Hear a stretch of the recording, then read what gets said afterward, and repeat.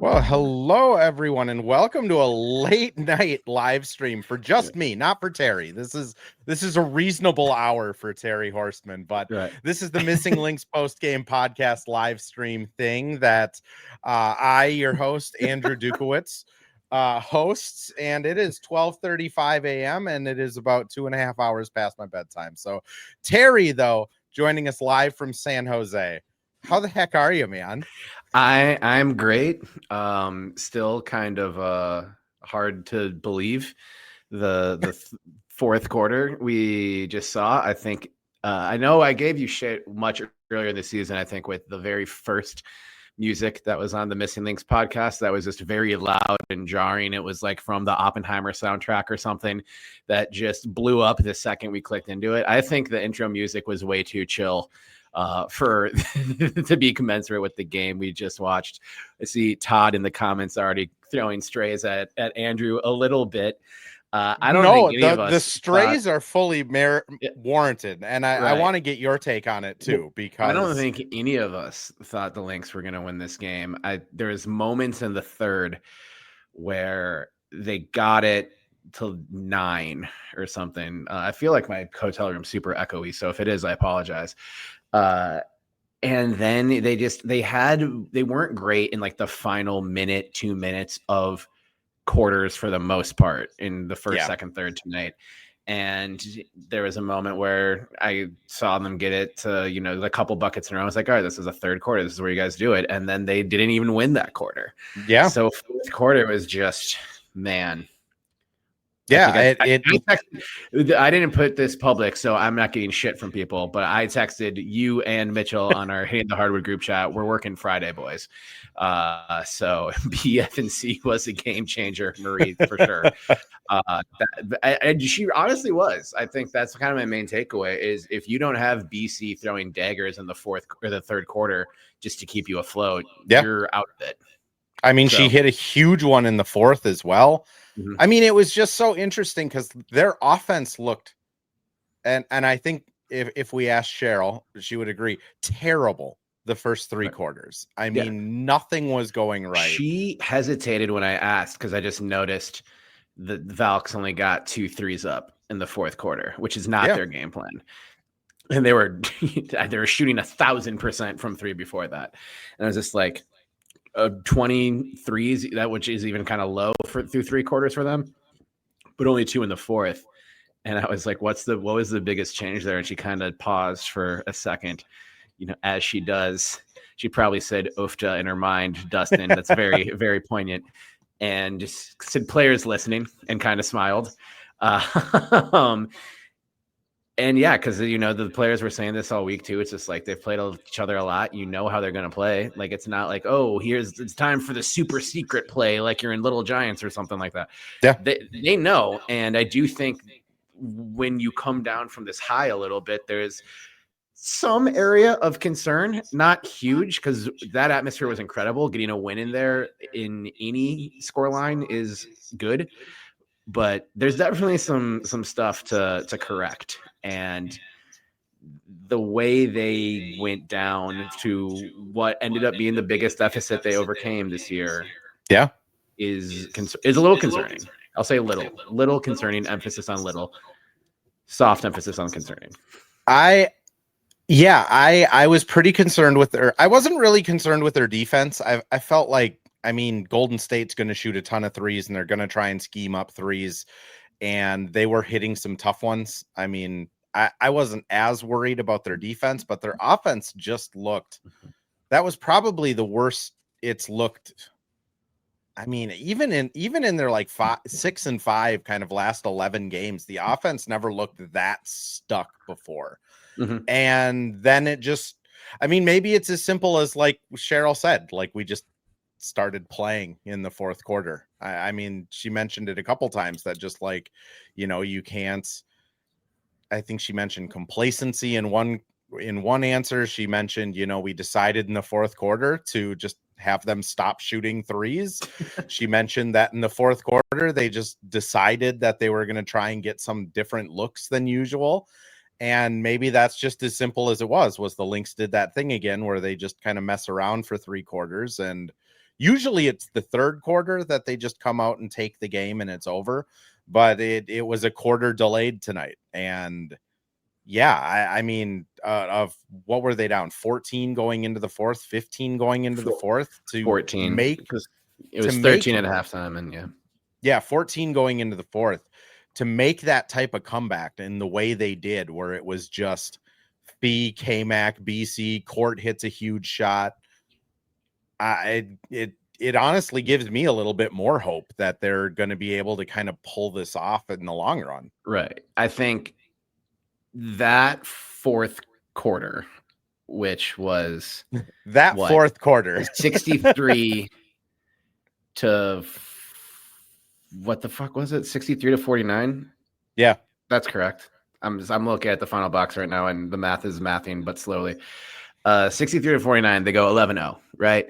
And it's like there's a lot of time, and it's, this is who don't count out championship Cheryl, David. I agree with you, but the Velks just always seem to have a response. They threw counter punches all night that stopped the Lynx from getting to that 11-0 run. So it kind of felt like it was a little too late when Chachi makes a great shot to end the run at the bottom of a shot clock to make it 65-60. I believe it was a turnover opposite end. Then Kayla Charles, corner three. Valhalla is insane. I thought at that point, 68-60 Velks, still early, relatively early in the fourth quarter, but not in, the opening minutes. Yeah, I thought that was too much to overcome, because even that 11-0 run, you got that bank three by Dijonay, which you can call that luck if you want. That was just the universe evening itself out, because so many of those looks just didn't drop, not for Dijonay and for everyone. BC had some hilarious misses. That ball touched every part of the rim and was just like, oh, just kidding, I hate you. And when it was 68-60, Fee's missing free throws. I mean, missing free throws, and then just decided not to ever, not miss free throws, or miss free throws, but not miss crazy turnarounds in between, Monique Billings and Ileana Rupert. They're just like limbs everywhere, and somehow the ball gets up there. So I counted them out, and I shouldn't have. And they didn't, it was a tough performance up until that fourth, but man, I mean, it was wild. I'm still, my heart's thumping a little bit just thinking about it. Yeah, I want to ask you more about it here, but quick, I'm gonna throw us to an ad here before we get into more kind of the nitty gritties of the game. Well, hello, thank you, Livestream Andrew. This is Ad Read Andrew, and today we have Firehawk Construction and Remodeling, the presenting sponsor for the Missing Lynx podcast. Firehawk Construction and Remodeling strives to inspire people to follow their ideas, working with respect and understanding to create a quality, tailored result. Firehawk Construction and Remodeling, located in Blaine and serving in the North Metro area, is here to help you with your building and remodeling needs. I can say personally, thanks to Firehawk Construction and Remodeling, I have a beautiful deck in my backyard, and countless projects that I started, they finished. Get started on your new deck or remodel today by calling Isaac at 763-710-5686. So one thing I do want to ask you, and Adriana brings it up in the chat here, is Lan didn't play the entire fourth quarter. She did play. Hold on one second. I know she played like the last possession. I think she played the last defensive possession. Yes. So she got. Wait, that's not right. Is the final box saying she got like? Oh no, I'm looking at Sunday's final box. Sorry, that was like no, it didn't look that good. Sorry, I'm scrolling. Yes, Alana Smith, fourth quarter splits. Are you ready for this? Yes. So she got a 0.4 trillion in the fourth quarter, with 4 seconds 0.0000000. So the question, was it her play? Yeah, it was. Shout out to Jonah for checking in and finding that out about 9 minutes faster than we are, because if you're not following Jonah over on Twitter, he is a savant at making Lynx clips and explaining highlights. So shout out Jonah. But yes, Do you feel like it was more Land's play tonight that caused that? Or do you feel like it's more just Jess was the hot hand?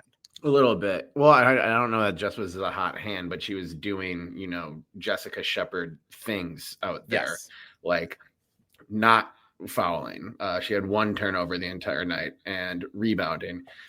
This is the second time in 3 games against the Valkyries that Alana Smith only had 1 rebound. So that's troubling, as MB points out, as is almost always the case with Lan. Some impactful defensive plays. I didn't think Lan had a bad game, but she wasn't super helpful on offense because nobody was for some time.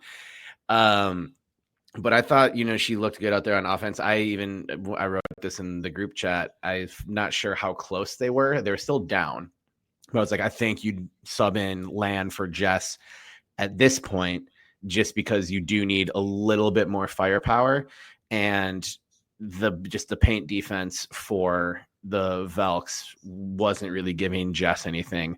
And man, so I think the game script kind of called for it in a way that worked out. But yeah, it wasn't her best game, but definitely shouldn't make you think any different of Alana Smith. I just think they were playing well, and you just got to ride the momentum. And Jess isn't gonna fuck up ever. And yeah, I think when you start off 11-0 run, and then you, like you said, you give up the 5 run back to the Valkyries, and then that lineup kind of sticks together and keeps just churning out just good offensive possessions all of a sudden. Like, I just don't think you touch it. I think if the fourth quarter went a different way, Lan probably comes back in at that 5 or 4 minute mark. But kind of as Jonah says too, after her third foul early in the third, she looked a little hesitant, which is fair. Like Jonah says, it's fair. I agree. That is fair. Like when you, and it was really interesting again with the referees tonight, because thankfully no one asked any of the coaches about it after the game, but I felt like this game should I have also no, because we would have just gotten the same answers. This would have been there forever. And yeah, it was just a weird officiated game where they basically let them just have a fist fight in the first half and then just ticky-tack fouls in the third quarter. And then it goes back to a fist fight in the fourth quarter, which I'll never understand WNBA referees.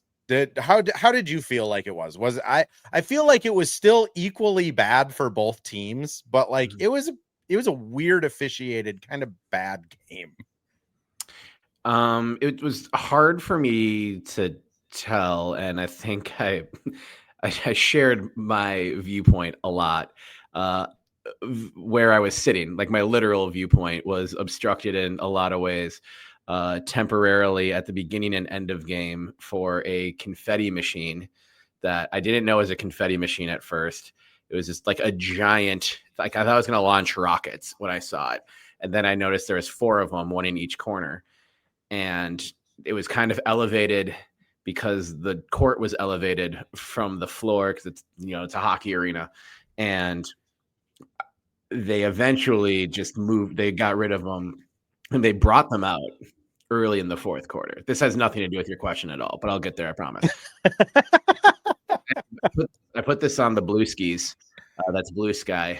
If you're not, hip with the Blue Sky lifestyle over there, then the arena staff came out and they were hastily getting the confetti machines back in position because the Valkyries are up by 14 points, right? And they're going to need the confetti machines. Yep. There's so much, we're right behind. There's Lynx bench, courtside, gap for people to walk between where they put the confetti machine, and then us in what I believe was usually the San Jose Sharks bench. Okay. So I'm level, and I had never been that close to the Lynx bench during games. So there's some, cool little tidbits there that I'd love to talk about. But so while this 11-0 run is happening, there's this chaos happening in front of me constantly. And like, I guess a wire broke on one of them, and a guy who just really loves his job was like freaking out about the state of these confetti machines. And I put on Blue Sky, like, I think this is pissing the Lynx off. Like, you're your post-game victory celebration ready. Like, you're just dangling, a slab of meat in front of a pit bull at that point. And anyway, that confetti machine was blocking my view of a lot throughout the night. That's why I just told that 10-minute story about it. So I couldn't, and like this, like that angle, it's so hard to like tell. Like, I'm not trying to give the refs, bail them out at all or anything. It was just very difficult to tell. It did feel like there was a lot of ticky-tack calls on both sides, and then let's let everything go for a period. And I like, that's, frustrating. So I didn't notice the officials as much. It kind of felt like they were trying to make themselves the main character in the third quarter again. And yeah, it was just odd. Yeah. I'm not ready to call it bad, but you reminded me, and this is another tangent. I will say real quick, Jonah mentions them reviewing fees long two for a three. Dude, that wasn't even close. So I was sitting. Was awesome. I was sitting. The other one I particularly liked was the phantom call on the 3-pointer where Fee that was a terrible call. Didn't come close. I could tell. And they called it a foul. There was another one that kind of benefited Golden State where I want to say K-Mac quite literally like JBL clotheslined from hell somebody, and they were just like, nah, just let him play. And it's like, K-Mac just like 3-point stance tackled somebody. Like, what are we doing? Right. So, yeah, I think we can say your question reminded me of one of the greatest South Park episodes ever, which I'm dating myself. It came out when I was in college, the episode that makes fun of the World of Warcraft. Yep. And there's just that dude. The Sword of Truth. Yeah, the Sword of Truth. The Sword of 1,000 Truths. I believe. 1,000 Truths. Yes. So yeah, this is why this explains so much now, doesn't it, folks? Yeah, it really does. But the long short of it is someone gets so good at World of Warcraft that he goes into the game and just like kills everyone's characters, and then boom, everyone's going to hate playing World of Warcraft. So the developers of the game are trying to figure out who this guy is and how to kill him. And there's a board meeting at the video game company, and they're trying to figure out how this guy got so good at World of Warcraft. And there's like a pound the table moment where it's like, we are dealing with someone who has absolutely no life. Pregnant pause. Question comes in. How do you kill that which has no life? And I feel like that's us trying to explain WNBA officiating a lot. There's just not an answer. There's not an answer. And it's, we talked about this during the finals last year. Like, it's inconsistent in haphazard ways. It's impossible to predict. To be generous, the resources have not been put into that program to make it good. Yep. So I don't even think it's like, oh, this ref sucks, get them out of here and replace them with a ref who doesn't suck. Yeah, not like that's not the way to fix it. But it was weird. And I was sitting next to the ESPN stats people, and oh god damn, I'm so mad I'm forgetting her name now. But when it's like sideline reporter, she started doing play-by-play on her mic because the mics went out at the table, and she was literally walking around the arena with her wireless microphone that didn't go out doing play-by-play. Someone who was watching the game, please explain this to me, because the like stat caller who was sitting next to me was like, all of our mics just went out. And I was like, wait, what? ESPN's mics went out? Like the most important mics here? All of my stuff was working.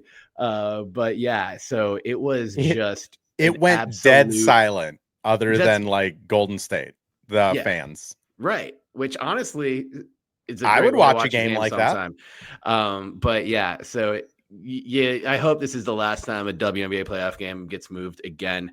Let's do just in case, like Portland, Toronto, if you end up being good in your expansion years, like make sure those arenas are clear. Like if you committed to any tournament now, that tournament's getting moved, because I don't think it influenced the game. It was just kind of more unfortunate, but like everyone everywhere was putting out 1,000 fires at once. And a lot of people just weren't having a great time with this, including me at shoot around, wandering through a mostly empty SAP center, trying to find the media workroom and going into a lot of places I shouldn't have, but walking around anyway. And it was the club level too, which felt like wandering around. I felt like I was in The Shining this morning at shoot around. It was just it was eerily quiet. Lights were off. I was walking into rooms that I clearly should not have had access to. It was weird. It was fun. Let's do it again. We're going to the semifinals, baby. Dustin mentions we just listen to Sloan, and yeah, that's what we do here. We just mute the TV and listen to Sloan. Ben asks a good question here.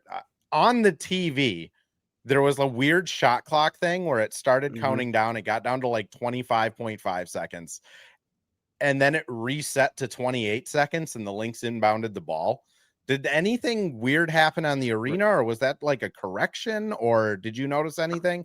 Because it was never explained, ever. I didn't in the moment, and Cheryl didn't bring that up. My colleague Matthew Walter asked her about that ensuing possession where the Lynx were called for a shot clock violation when they shouldn't have been. This doesn't excuse that play. But I saw that BC pointed to the clock afterwards, like, why is there 4 seconds? It adds some logic to it where it's like, oh, worst comes to worst, we get called for a shot clock violation. There's 1.5. They have a reset timeout. We still have a foul to give. Because once I saw 4 seconds, I'm like, what the hell were you guys doing? And it sounded like that's what Cheryl's thought process too was. Like, but I didn't know it looked like it didn't look like there was only a second between. If the Lynx thought there was a second between the game clock and the shot clock, that got corrected by the time the ball was inbounded. Because I was looking at that too, and it was like, shot clock at 7 something, game clock at 10, but the numbers on the scoreboard in the arena kept going crazy. Like you'd hit a shot at 53, and then like a 5 and a 3 would like mix, so it looked like a weird 8. And we kept looking up. We're like, what are these symbols? Like, this is going to turn into like a numerology, like symbolism lecture or something. And I just said, man, it's a hockey arena. These things only go up to 7 or 8 usually at the absolute most. These things are never. They don't change the LEDs. They don't know double digits. They don't know double digits in hockey arenas. So just another thing to think about for next time. And I hope there's not a next time. I'm going to throw us over to one more ad break. When we come back, KJ, we have not talked about Nay's foot, shoe, whatever happened yet, but we will after this quick break here. And we're back with another ad read, this time for Pence Homes, the presenting sponsor of Hitting the Hardwood Network. From the best tools and technology to transparency throughout the entire process, Nate Pence and the Pence Homes team is the top choice for buyers, sellers, and is proud to support you and your home ownership goals. Get started today by calling 612-308-1122 or by emailing info@pencehomes.com. It worked early. It worked yesterday with Sloan. I was like, after the recording finished, I was like, see, Sloan, professional podcast outlet here. And now it doesn't work. So sorry, Nate Pence, but that is natepence.com. So Terry, did you get any update at all on Dejanay? Because it looked like, again, the TV announcing aside, let's just table that because they didn't address it. They didn't talk about it. There is a lot going on, but it did look like she either blew the bottom of her shoe out like Zion Williams at Duke's status, or she completely blew her ankle out. And I don't know which one it was. There wasn't a PR email that came out. Did you get anything being there? Well, we never get anything about injuries in these situations. I don't think it was terribly bad. She was asking to be subbed out, did not look to be in a great deal of pain. That could have been in equipment / wardrobe malfunction with the shoes or whatever. But yeah, I didn't notice her body language or anything after that. I noticed she was still there and didn't, rush to get to the locker room or anything like that. And Chuck didn't leave the bench at all either. So that's a good sign. I'll send some info over to PR or info. We want info. At some point we'll get an update. I mean, they did their normal little like dubs in the chat thing as they're walking off the court, and like Dejanay was limping, but she was also still wearing a shoe that might have blown out. But she seemed like in a super good mood, screaming at the camera, which I've never seen Dejanay just like scream before. So I would assume she's fine. But at the same time, we don't know, I think is the gist of what we're saying. MB asks here, what were the tidbits sitting close to the bench? Getting right to the point. He wants all of the dirt, all of the deets.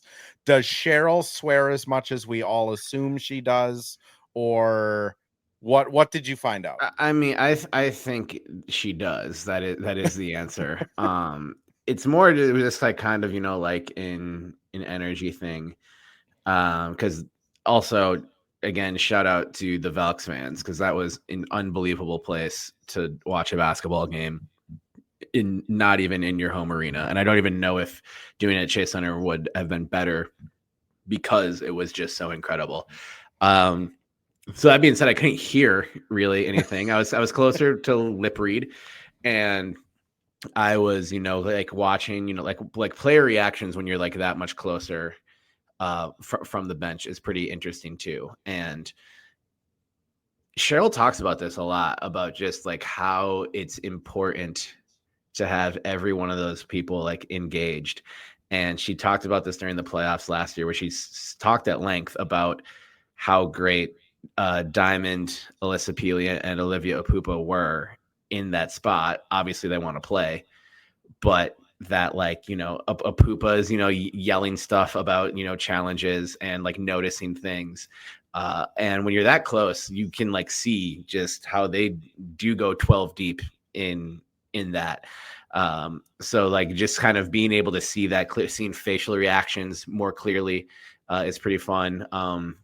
Seeing K-Mac really getting after Roy, one of the officials, she was just like always on my sideline. And I'm going to be honest, Terry, it's 1 a.m. in Minnesota. Anyone in this live stream knows who Roy is. Right. That's a great point. They probably know too much about Roy. They can probably tell us the address to his house. They probably found it. So yeah, that it's just like being that close. It's like when you get to watch him practice. Yeah, it kind of felt like that, because also like even just that difference in being that much closer to the game. It's like I can't see plays develop for shit from this angle, but Courtney Williams is maybe the fastest human being on the planet, and that's being made clear to me right now. Like that part is incredible. Yeah, it always, where we sit at Target Center is kind of in the corner, like between like the lodge boxes and the Lexus Club, and we're a little bit elevated, so you can kind of see the whole like opposing team's court, and you can see most of the Lynx side of the court.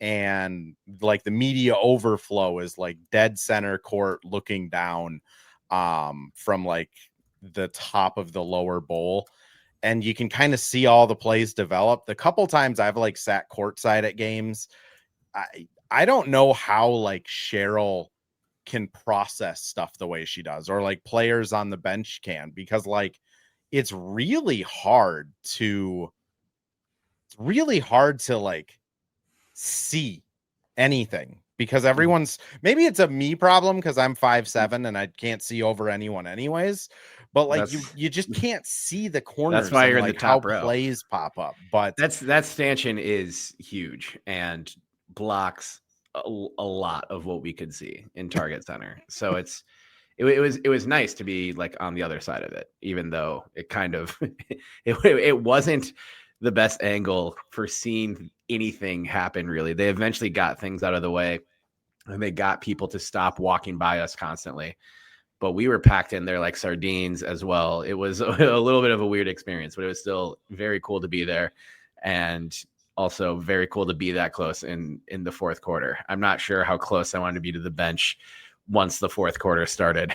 Kind of, trying to do, like the bedside manner questions you come up with during bad games, where it's like, all right, if I want to get anything, I better phrase this right. So then you just start thinking about that. And then that's my version of bringing out the confetti machines for another team. The Lynx sense it, and they're like, fuck you, we're going to go win this game that we have no business winning. Yeah. Well, I do want to pivot a little bit to the semifinals, because now the Lynx have officially punched their ticket. They're the only team to sweep the first round, 2-0 sweep the first round.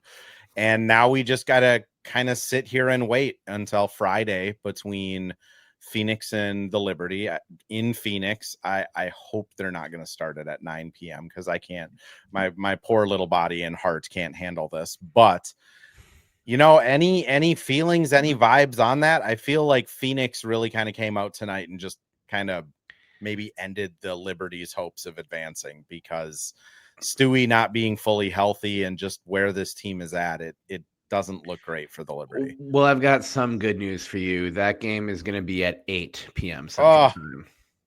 That's not bad. That's not bad. I'll take 8. That's a Friday night too. I know. I mean, I'm in my 30s. Friday nights mean nothing to me. Oh, come on. Don't say that. Let's give the kids some hope, Andrew.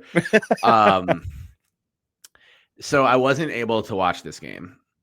Phoenix, New York. It wasn't on in the media room. I could see snippets of it on the various monitors when I was in the arena, like press row that I was assigned to. By that point, it was over.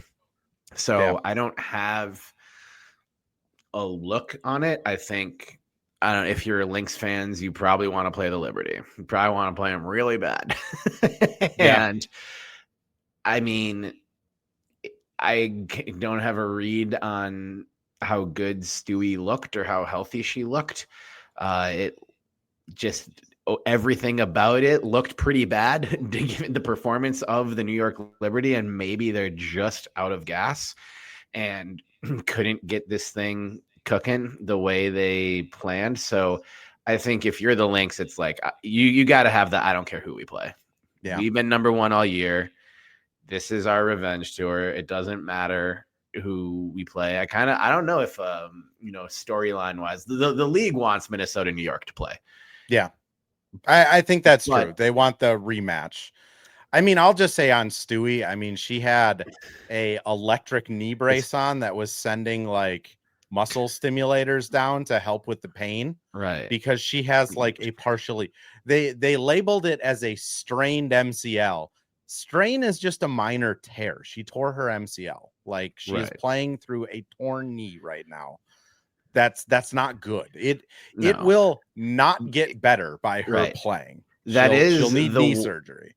Right. That is the one. But like, so MCL surgery, correct me if I'm wrong, because I have no medical background and you do it for a living. But MCL, the recovery for like surgery on a torn MCL is something like 6 to 8 weeks or something, right? Like it's not, it's a 3-letter acronym that involving the knee, which scares people. But isn't MCL like the least severe of all those CLs? Yes, it's pretty body? Comparable to like a meniscus. Like if you tear it, it hurts and you don't have like stability in your knee. So it kind of feels like you're just like your knee's going to give out, even though it's not. Like it's still structurally sound, but it feels that way. Yeah. And then it hurts. So like, it's not like she's going to tear something else by like her MCL being torn. But at the same time, if you feel like your knee's going to give out and your weakness and wobbling, you're at a higher risk for messing something else up. And then it is. I mean, this doesn't go away without surgery. So it's either going to get worse to where it's completely torn, or it's going to stay the same, which if you're Stewie, that sucks, because the longer you're playing basketball, the odds of you getting more hurt go up. So it's interesting. I mean, I suppose they asked her and she was just like, well, if I lose, I'm going to have the summer off anyways. Might as well give it a go. Yeah. But it is an interesting decision to have her go out there, because she did not. Because if they win this series tonight, too, then it's just like, oh, you might be playing 5 games against the Minnesota Lynx. on that same knee. who are going to attack that knee. I mean, Right. this is a Lynx team that they're not going to go easy on you because your knee's hurt. So, right. I mean, Dustin says here, Stewie wasn't terrible. I agree. She wasn't terrible. I would say she wasn't good, and she didn't look like herself. And I mean, Sabrina had a bad game. Emma had another bad game. I mean, it looked like a team that kind of maybe sees the writing on the wall of this just got way harder. I was a little shocked. So yeah, I've got Phoenix winning on Friday. I think they'll take care of business. That is a matchup that I think could give the Lynx some problems, but like I said, I wasn't able to watch this, so I don't want to react too much to it. I'm more reacting off of game one, which I was like, these are like, if the aliens came down and you like made them watch it, like, wait, these are playoff teams? Like, are the playoffs a punishment? Do you have to play in this for being bad? Like, that can only explain what I'm looking at right here. So it wasn't a great opening game for either of those teams to say, hey, we're going to win the fucking title. But yeah, I think, Phoenix has a lot of firepower. You'll see Lynx and Mercury on the floor, just like those, old time battles, at the beginning of the 2010s, and, deep into the 2010s as well. But yeah, so that would be fun. Like, I don't think the league would be up in arms about it. So yeah, I think, if you're one of those Lynx fans who like kind of feels like a run to the title would be incomplete without beating the Liberty, then I don't know what to tell you. Like, it looked remember when both these teams were 9-0? God, that feels like a lifetime ago. MB just asks quick, do we know what day the Lynx will play next? It's Sunday, and it's probably what, 7:00? Sunday. We do give me a second. Because I closed this window, but I know where it is because I well, Terry is finding it. I do want to ask you one more thing, Terry, because on the other side of the bracket, both of the series are 1-1. Do you think there's a chance there's going to be an upset over there, whether it's the Aces falling off or the Dream, or do you feel like that one might be pretty chalk over on that side? I'm expecting it to be chalk. God, the Dream are weird. Aren't they, though? I didn't think I would have expected, to see a Fever win, especially because, that's the first Fever home playoff game since 2018, and it ended up being their first win since 2015. And sorry, I'm swearing a lot on this. I apologize, you guys. But yeah, a blowout like that just seems kind of crazy. So I would only be shocked if the Storm won. But then again, the Storm are weird. All those social media graphs, the corner of chaotic evil is just the Seattle Storm. And they, like, how you can't, like, this is kind of, football speak a little bit. I mean, it works for other games too, but like, it's always a college football thing where, like, if they can muck the game up enough, it's always like when some team is like going into Alabama and it's just like, oh, it never works, but sometimes it does. Yeah. You can't out muck a mucker. So if they can muck this up, maybe, like, they're both, the upsets are within the realm of possibility. Again, it's the WNBA. There should be 10 more teams, so every team is good. Yeah. And yeah, that was a crazy comeback too. Vegas was up 12 with like 5 minutes left. It was really fun. I did watch that game. I would be shocked if Indiana upsets Atlanta. Shocked? Just because shocked. I would just be like, I'd be like, oh, that's kind of surprising. And then that's how I would feel about Seattle. Like, if Seattle wins, okay, I would be like, oh, all right, that's interesting. Yeah. If Indiana wins with all of the injuries, with all of the hardship, with like they're just such a weird team right now that if they were to go in and beat the Dream, who are the second best offense, second best defense, like honestly really well coached. I would be pretty surprised of just like, wow, Indiana, after everything they've gone through, just went out and knocked off the 2 seed that as a Lynx, like someone who covers the Lynx, the Dream are the team that worry me the 3 most. seed. Or the 3 seed. Yeah, the 6 and 3, sorry. Like I think that would be shocking to me. But Seattle is just so weird that, like, who knows? Skylar Diggins goes nuclear one more game, and then I don't know what the Aces have other than Asia and just kind of brute force. Game 1 of the WNBA semifinals at Target Center will be on Sunday, September 21st at either 2 p.m. Central Time or 4 p.m. Central Time. And all of the other playoff slots can be found at the link that I just put in the chat right now. That says, now it says this comment has failed to post to the Missing Lynx pod. Am I not allowed to link to WNBA.com in this? It's my revolt against Kathy. No WNBA Oh my God, links, evidently. Kathy Engelbert. I heard on another podcast someone talking about the Connecticut Sun situation. I just heard the phrase, Kathy Engelbert's going to jail. And it made me laugh so hard. And then I saw Kathy at the game and I just kind of like nodded at her. We were in the media area. I'm just like, hey, Kathy. And that was about it. And I don't know if she left after the presentation of awards on the court before the game. There was Natalie had her Coach of the Year acceptance press conference before the game too. But yeah, that's neither here nor there. You can find this pretty easily on the WNBA's website. So it's semifinal number 1, or the game 1 at 3 p.m. Eastern time, ABC. The next one, 5 p.m. Eastern time on ESPN. So we won't know exactly which team slot into which time until the matchups are set. And then ABC gets first pick. So if it's ABC will probably pick Vegas. If it's Vegas, Indiana, ABC will certainly take Vegas, Indiana. Is Terry going to win the 6th player of the year tomorrow? I was going to say, Terry, we'll close on this one. Is T taking it home? I think she is. And I will make my ballot public to Hitting the Hardwood Patreon patrons. Maybe tomorrow.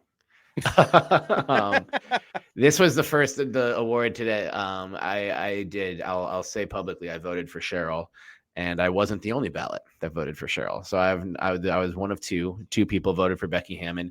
15 people voted for Smesko. The rest of the field voted for Natalie, which didn't surprise me much. But I'm ready to defend my choices. So it's 72 votes, 72 different media members who are voting from. If this was a fan thing, you'd worry about maybe Heidemann and Shepard kind of cannibalizing each other. But yeah, I voted for T, which isn't surprising. And I think, if this kind of depends on the way you think about it. Naz Hillman's an incredible player who I think still might be the favorite, but she started like the last 18 games or so. And the spirit of the award, I feel like it is more like you do need to be a bench player. And like, that's kind of, you don't want to punish Naz for being good. And like, people do that in the fee can't be MVP because her teammates are good and they were in position to succeed without her for a stretch. So I don't know. I won't be that surprised if it ends up being Hillman. But yeah, I feel good about Heidemann doing it. And even though this wasn't the crazy scoring night for her, God, she was good in that 4th quarter. A lot of those open shots were because T drives to the rim with no fear, 100 miles per hour. Yeah, it's unreal. I love watching T.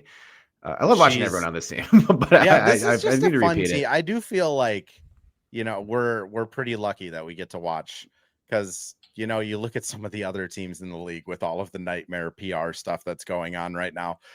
Pretty good to be a Lynx. Who do you WNBA nightmare PR things? What? All right, Terry. Anything you want to plug? Anything you want to promote? I know someone was asking in the chat earlier where people can find you now that Locked On Women's Basketball is no longer a thing. Well, I mean, that was kind of short-lived me as a host there anyway. And I typed out an answer to Dustin's question. So the partnership between the Next and Locked On Podcast Network has ended, and I'm very fine with it. And there's nothing that I can say publicly, but my colleagues and our fearless leader Howard Migdal have been talking about stuff. So the Next, which will be referred to as TheNine basketball after this WNBA season, so you might see some URLs change a little bit, but if you're following things, you'll still get everything. There'll be some podcasts announcements in the future, but keep listening to Lynx Happy Hour. Keep listening to Missing Lynx, everything on Hitting the Hardwood. I've got a great interview scheduled for tomorrow, which before I fly back, so I have to do it on Pacific time. It was right in the perfect part of the morning for Central time. This was recorded months ago, so I can't tease it much, but I'm very excited about it, and it's only going to be a better interview after an epic Lynx win. So the next episode of Lynx Happy Hour will be can't miss. I promise you. This is going to be the most listened to episode yet at 10 million downloads. That's so many people. I will say, I don't know if it'll be 10 million, but this will be a really cool 12 million. I'm excited for you. I'm excited to hear it, and I will be listening to it as well. And I'll have more written content at thenexthoops.com. And I will be at both games for the semis, but I unfortunately cannot travel for this upcoming series due to just we have our version of the Laver Cup being my sister-in-law's wedding scheduled that I had nothing to do with and I couldn't change, and am obligated to be a part of it in a very beautiful part of the world that I'm excited to be at. But I'd rather. How many sisters do you have, Terry?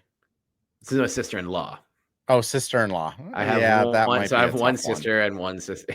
My wife. I was gonna say, if you have like two sisters, you can be like, one of them can hate you. You still got one that.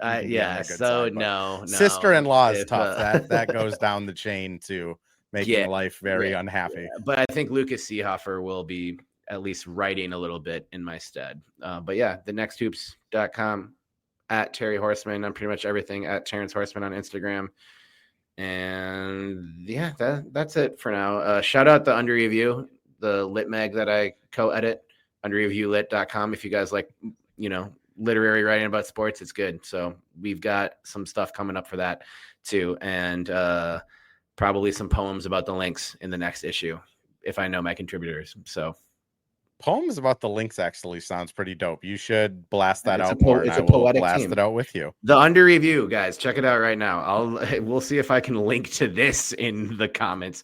But yeah, thank you for this, Andrew. This was fun. And I can't link out on this, I guess. I'll put it in the show notes. Terry, thanks for coming on, man. I appreciate you as always. Live from San Jose.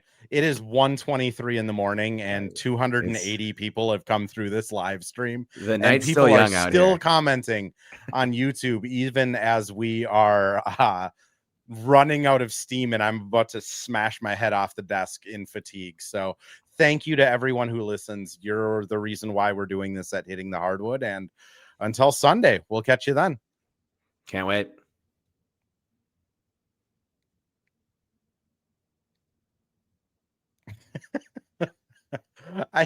I love how it still says live. So what is going on here?